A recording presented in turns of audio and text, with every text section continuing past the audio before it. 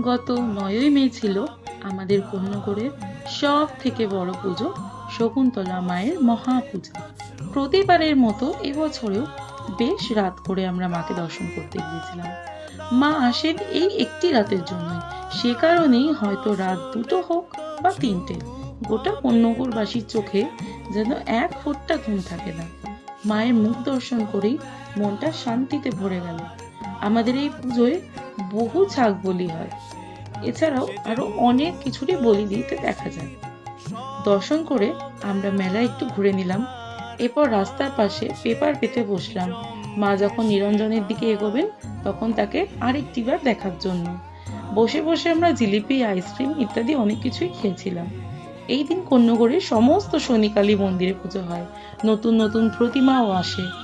তারপর ভোরের আলো ফুটতে শুরু হয়, একে একে অন্যান্য মায়েরা এগোলেন নিরঞ্জনের পথে।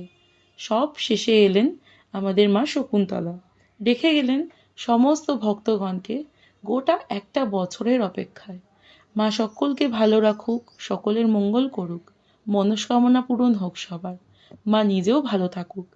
আর সকলে মিলে আপনারা কমেন্টে লিখুন জয় মা শকুন্তলা, সকলের ওপর মায়ের আশিস ছড়ে পড়ুক। আজকের এই ভিডিওটি কেমন লাগলো তা অবশ্যই জানাবেন, ভালো লাগলে লাইক অ্যান্ড সাবস্ক্রাইব করে দিয়ে যাবেন।